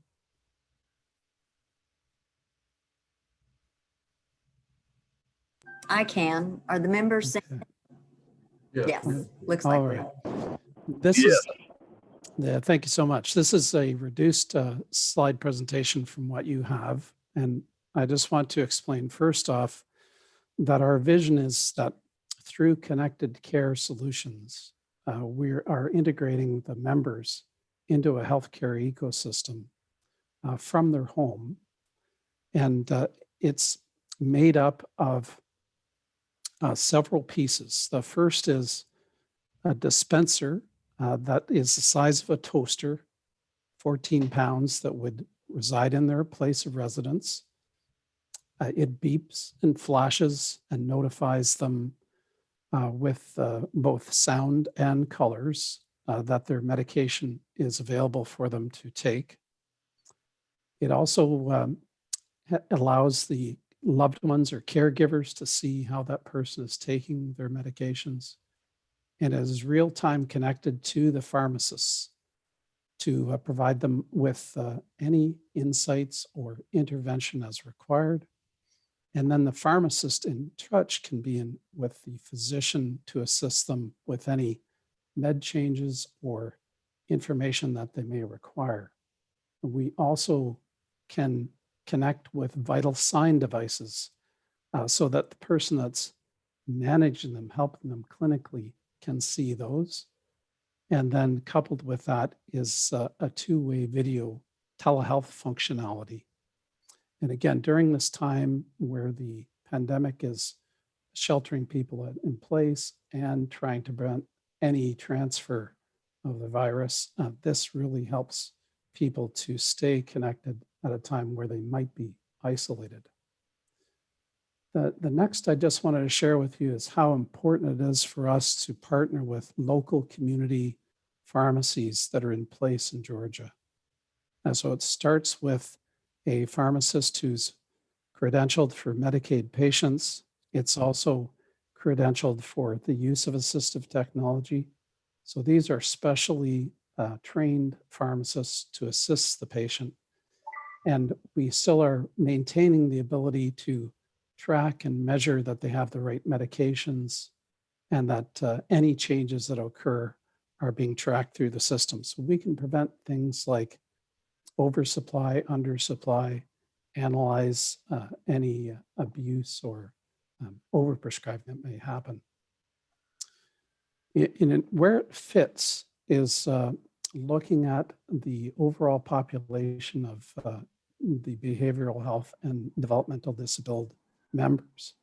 And we would say through assessment, we'd probably find 10 to 15% of those members would be able to utilize technology like this. And then again, we can ask them questions related to quality for HEDIS measures. And I just want to share a couple of examples of how we've utilized this technology. One was in Florida with behavioral health members. And these patients typically have a very low rate of adherence with medications. And they also are the main cause for people going into long-term disabilities and dependencies. So if you'll see, 50 to 60% of them don't take their meds as prescribed. During the pilot, we were able to have the adherence rate at 93%. So roughly almost double what traditionally has happened in the state. And the overall clinical interventions is now 151 interventions done by pharmacists, reaching case managers, and the prescribing physicians to avoid costs that might be occurred with trying to stabilize that person at a hospital when they've gone off their medications. The types of questions we can ask, we can really find out well whether someone is engaged. So you'll see here almost 72% of responses 2 or 3 times a week on how they're feeling. Again, we can intervene appropriately, not waiting until a crisis occurs, and also asking all those HEDIS questions. 80% of the people responded to those quality measures. And then relevant to developmental and disability members in Tennessee, we've been in place now for a year.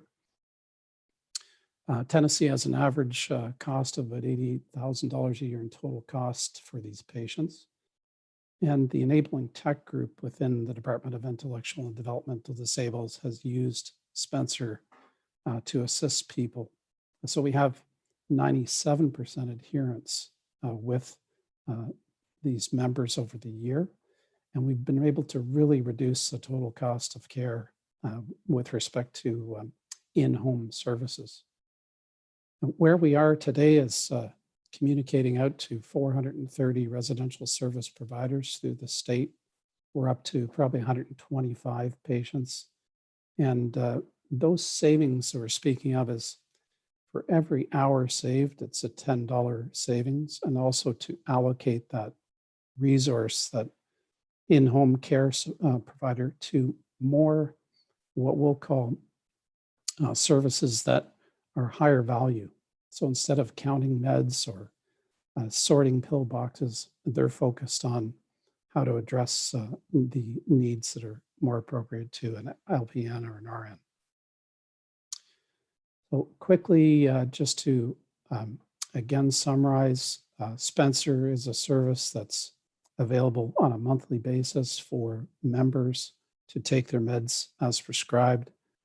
It's important that they take their meds to avoid costs that may be incurred in the system, and also to help them to live independently at home and avoid some of the medication-related errors that occurs when they don't take their meds properly or stop taking their meds.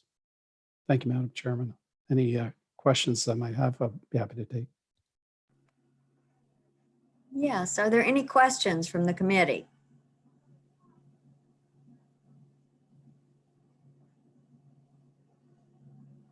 Feel like you can just shout them out if you have any, because my view is not as ideal. I am not seeing or hearing any, so I think you've given us some great information that we will all take a look at and discuss even more after this. Thank you for this innovative option to really help, like you say, with sort of not only medication delivery, but allocating time and resources in a more appropriate fashion. Thank you, Madam Chair. Very much. Okay. Our next presenter is Shelley Simmons. Ms. Shelley, are you out there for us? Yes, I am, and thank you so much.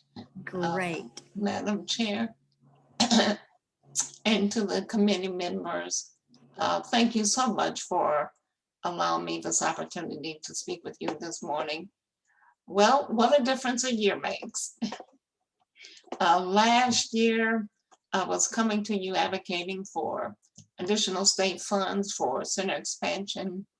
Over the last few years, this committee has been very gracious enough to allocate funding for expansion across the state after seeing the good work the Centers for Independent Living perform on a day-to-day basis.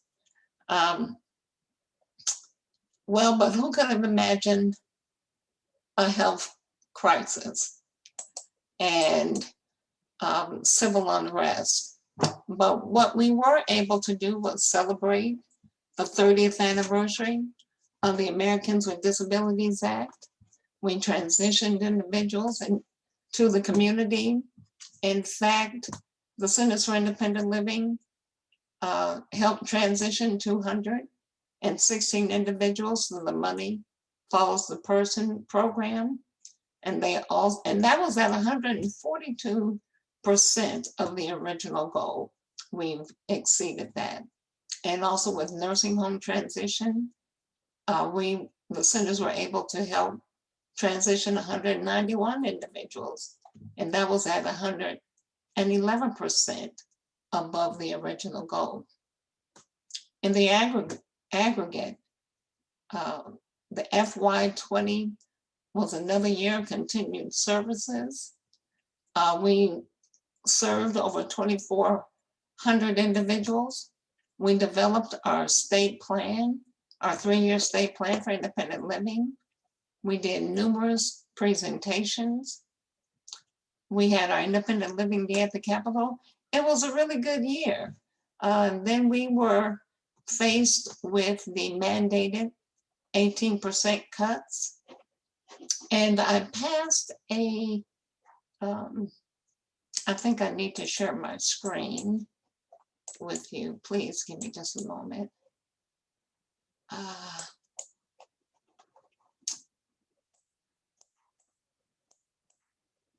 My computer is not, I'm sorry, the best. Are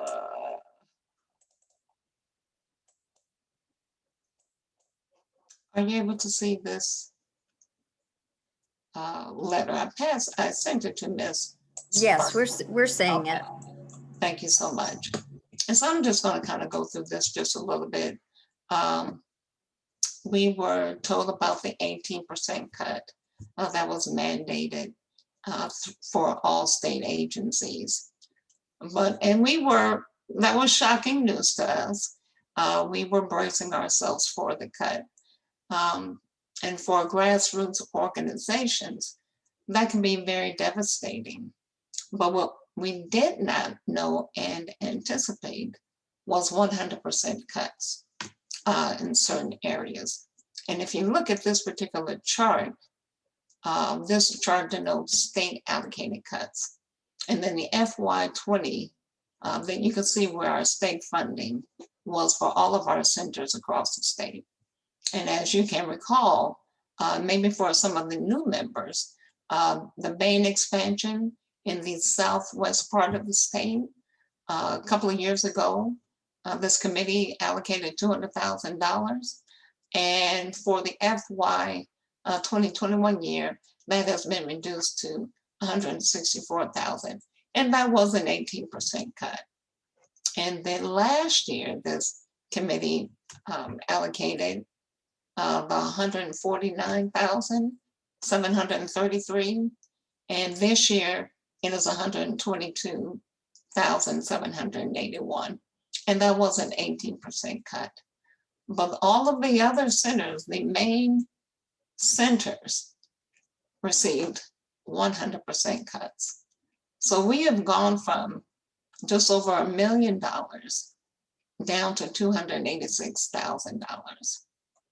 And that has been devastating to the center. And that's just for the Centers for Independent Living. And here on this bar chart, you can just see the difference. But yet, we continue to serve individuals with disabilities, but it has been truly, truly difficult. These significant cuts have eliminated jobs for people with disabilities and has limited our ability to fulfill the increased requests for services to the disability community, especially during this pandemic. People are more isolated. We have directors who are actually delivering food. And, you know, these are just some of the challenges that the centers are actually facing during these unprecedented times. What is truly needed is not only full restoration of reduced funds, but an increase in state funds if at all possible. The increase will help strengthen the existing network and help assist in reaching the disability community in underserved counties. At the grassroots level, we have always been better equipped to champion and support individuals with disabilities. Restoring the cuts will help us keep our heads above water, help us to provide necessary support statewide.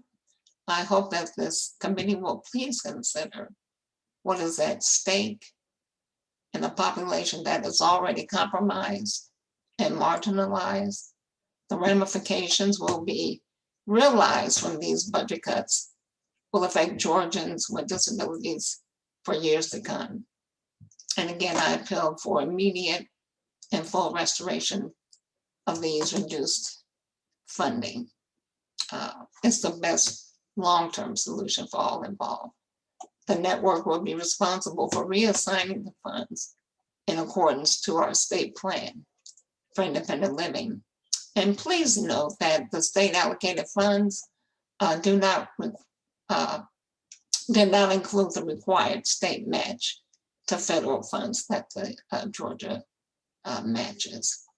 But if you can see and take note of the cuts that the centers have experienced, you can just see how limited that we have become in performing and providing our 5 core services. So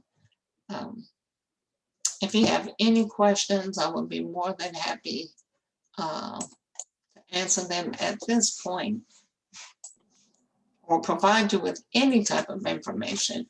I believe that I did send you, Madam Chair, our annual report. Right. If it would be helpful to get this report to the entire committee, I can do so as well.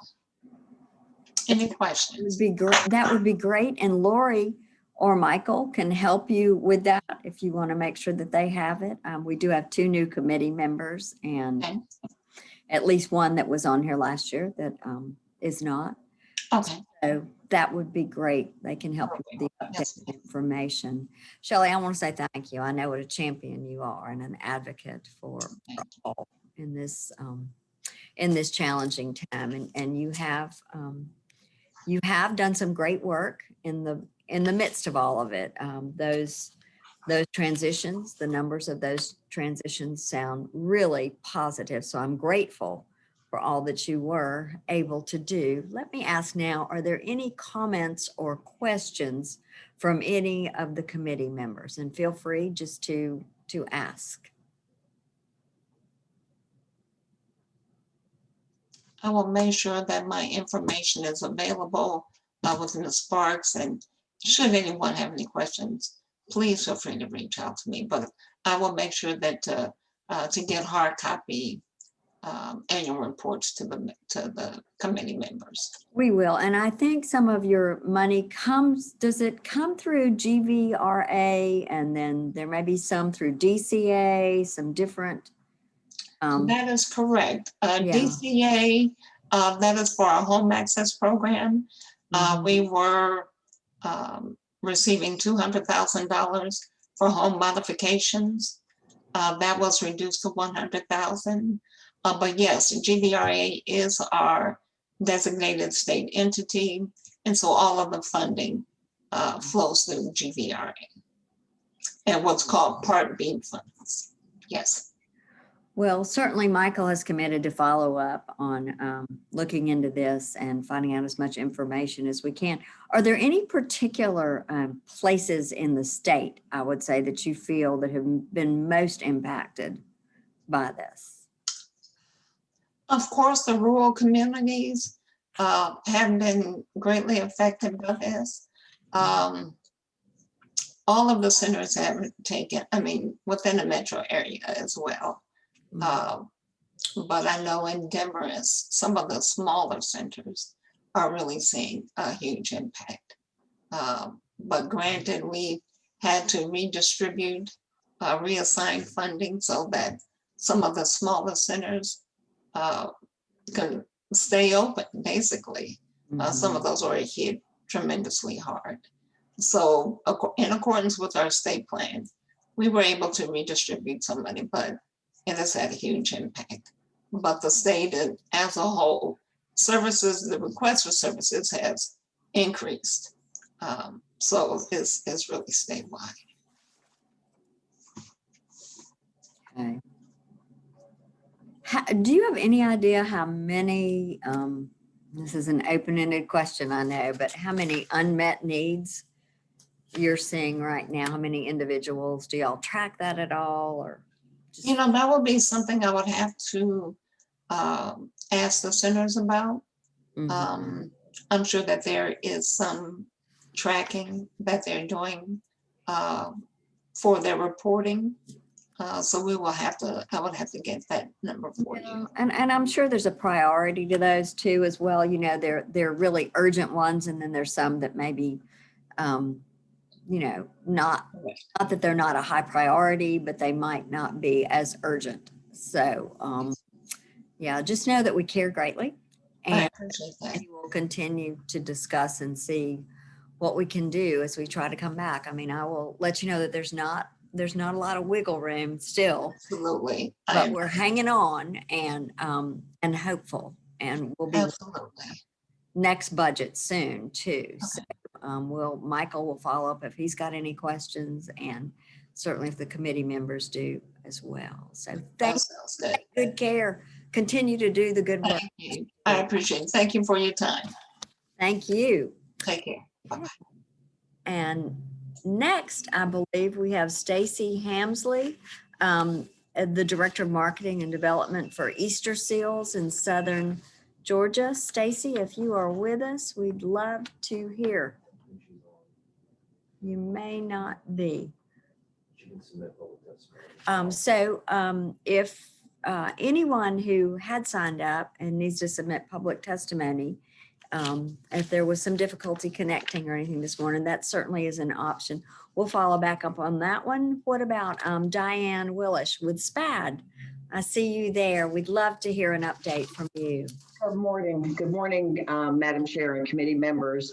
My name is Diane Willish. I'm the President and CEO of United Cerebral Palsy of Georgia, and our organization supports hundreds of individuals around the state in waiver services for those with intellectual and developmental disabilities. And you'll hear me say IDD, which is really the acronym in our alphabet soup of the population of people that we support.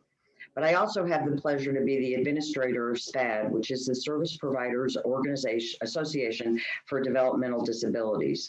This is a statewide association of providers to individuals with IDD. Many of the people supported are in the community as a result of the partnership with the Department of Dbhd and DCH to meet the DOJ requirements. So many of the deinstitutionalized people that are supported and living in the community are members of SPAD. SPAD represents about 9,000 individuals that are in services at this time in the community, and employ about 8,000 individuals around the state as caregiving types of personnel for the most part. Before I go further, I need to stress and really emphasize how wonderful our relationship as an association, as providers, have been with DBHDD. The commissioner has been open, understanding, and a great partner always, but particularly she and her team, the DD office, have been exceedingly helpful and understanding and solid advocates And to just quickly mention advocacy to the earlier questions to the commissioner about vaccinations and priorities for those with IDD, I can share with you that we too are advocating. We are stuck in the kind of the supply chain issue and getting appointments and so on and so forth, but we are all doing our level best to assure that not only the individuals we support, but the staff, the caregivers, the direct support personnel are also getting vaccinated as they wish. And we continue to encourage them to do so. So I'd like to kind of move on, and I'd ask that you bear with me as I kind of look down at my notes. I'm a little bit old, so I needed to be prepared with notes versus off the top of my head. The individuals with intellectual and developmental disabilities have had their lives disrupted in significant ways since March 16th of last year. While we have all experienced a disruption and the fear, anxiety, depression, and the like, this sort of disruption that we've all experienced is far more challenging for the individuals that we support, those with IDD. Individuals with IDD are factually more vulnerable to the virus than the general population. Many of those supported experience one or more comorbidities. They are challenged to conform to the prevention guidance of social distancing, masking, maintaining isolation as needed, and to consistently be able to even wash their hands. Most individuals with IDD have been sheltering in place since March of last year due to the governor's shelter-in-place order for long-term care residents, or because they live at home and their families are concerned about their higher risk of exposure, and so they have been homebound, so to speak, in their family homes. The community-based providers have walked hand in hand this journey over now nearly a year with individuals with IDD and their families. The providers are most appreciative of the departments, both departments, Dbhd and DCH's service flexibility that have been offered with the CMS Appendix K, which is the flexibilities provided via Medicaid that the commissioner spoke about in her presentation. That has been enormously helpful, and we are thankful that the departments work together to create that flexibility and are in the process of revising that Appendix K because it expires at the end of February, and we know they're diligently working on a renewal or a rewrite that will address needs going forward. So we're most appreciative of that. Many, if not most, of the day service programs remain closed, and if they are open, the attendance is running 25 to 30%, while the overhead costs remain, the revenue does not. Residential providers have supported individuals in a 24/7 setting, keeping them healthy, safe, and alive with funding that was developed and based on a rate that assumed the individuals would be gone 30 hours a week. So we are staffing and providing the services on a 24/7 basis, but the rate was not developed to do that. So that's just an important piece of information to keep in mind. The direct support staff provide the most intimate support and care to individuals with intellectual disabilities. They are essential frontline workers. They've been recognized throughout the state and around the country as such. And since March, their ability to keep people safe and healthy, often at their own peril, bringing virus back to their own families, being caregivers at home and so forth. And certainly most, if not all of our employees in direct care roles have 2 or 2.5 jobs. Oh my goodness, positivity and morbidity rates for those in IDD long-term community-based residential services is far superior to that of the nursing homes and other assisted living, other long-term care settings.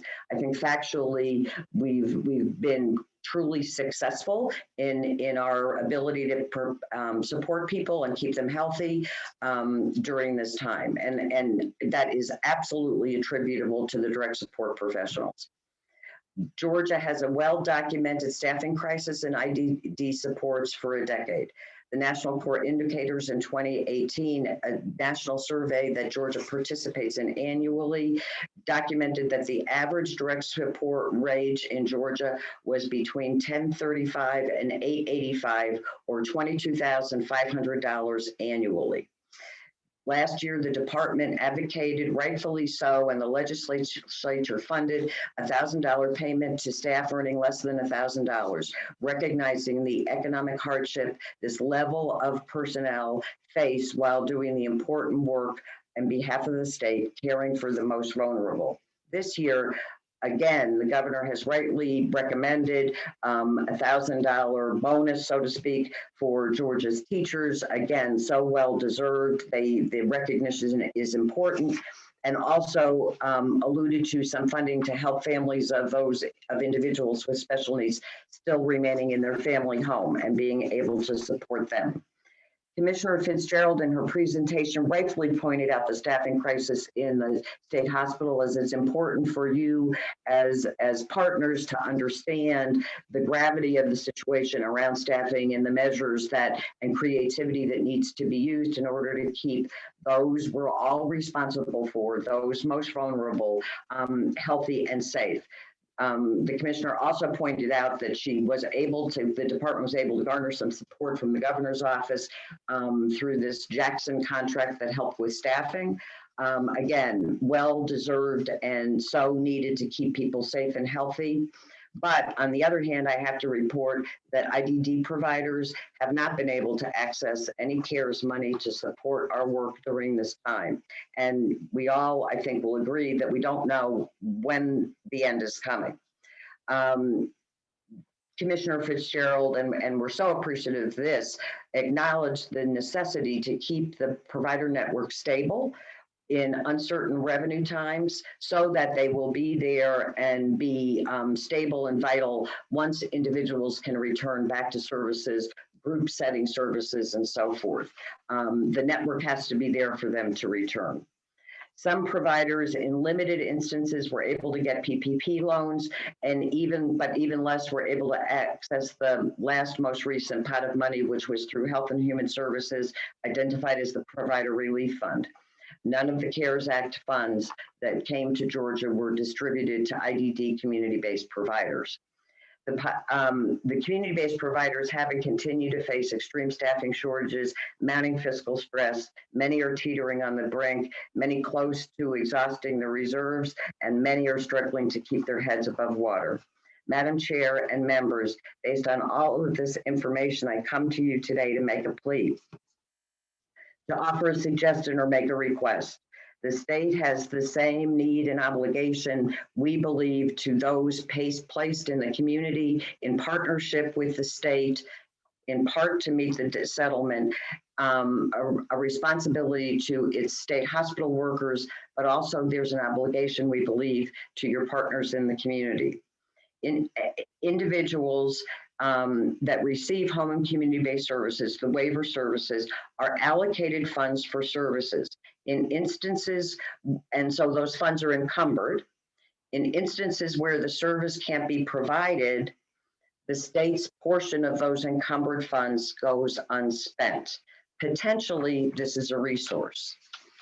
In looking at the budget for 21, and just looked at it this week, on lines 414 and 415, there is 22.3 million and 2.1 million respectively, which represent the resources targeted to relief. That we would hope might be a resource to provide some relief for direct support professionals. We believe that the $22.3 million that was part of the department's slide, certainly in the bigger presentation yesterday, but alluded to in the presentation today, are the saved Fmap funds, because the match went up from the feds, so the state spending went down. That $22.3 million is identified in the department's budget as funds to be used for community services, nothing necessarily more specific than that. SPAD would ask that some of that resource be specifically designated for temporary wage increases to DSPs providing community services. This is not new funds. This is funds that are in the department. The department, SPAD believes that the funds were designated as, could be designated as the match for the direct support people through a revised Appendix K. The rate could be adjusted for a temporary period of time using part of that 22 million to support the match. I think it's important to understand, and I think to a degree, the commissioner alluded to this in response to a question. Some portion, I would guess a significant portion of the 22 million that's been realized as a result of the Fmap enhancement or bump was realized because of the amount of home and community-based waiver services that require the match. I think the bulk of Fmap dollars into the department are a result of home and community-based waiver services, the now and comp waiver. It would seem reasonable to hope that a portion of that 22 million earned, garnered, gathered, related to the services provided to IDD individuals in the community should be returned to those services as part of the community services the department identifies to use those 22 million. Our concern is that it needs to be a specific targeted language for whatever portion could be carved out to recognize direct support professionals. In summary, we request that these IDD essential workers be recognized utilizing a portion of those funds. They have been heroes like every other essential worker. It's vital to the individuals they support that we have a vital resource, a stable resource, a stable workforce. We have nearly a 40% turnover, documented turnover rate in Georgia. We just have to do better, and we have to assure that there is staff in place in order to keep people healthy and alive. Thank you for your time, and I'm happy to answer any questions. Chairman Dempsey, Yes, can I ask a little something? please do. Diane, what's your relationship with DHBDD, and can you work together there? Is there? Oh, yes, our relationship is a very close working relationship. Yeah, the Medicaid money comes via the feds from the Department of Community Health, but the administrator of those funds and the management of the IDD community-based services through the hospital system as well as the community-based system is via Dbhd. So we work with the department very, very closely. And as I said at the onset, they've been terrific partners always, but particularly at this time. What our ask is that, yes, we can work with them. We can identify what it would take out of that 22 million to specifically address this population who has not received any other recognition, to determine what that amount of money is. And it's not to complicate the matter too much, because this Medicaid stuff and Fmaps and all of that is a bit complicated if you don't work with it every day. But what we believe to be true is that if we could do this temporary adjustment that would allow us to pass some amount of money, let's just say $1 an hour, to direct support people, the rate goes up, you garner more Fmap, so the real amount becomes a little bit less because you're accruing more Fmap again because of the bump. Gotcha. I hope I answered your question. Thank you. Yes, thank you. Yeah. So they are fully aware of the possibility that you see there to use those funds. Quite frankly, we weren't aware ourselves until we actually saw the budget and started to think creatively about how could we partner to see if we can do something for the direct support professionals.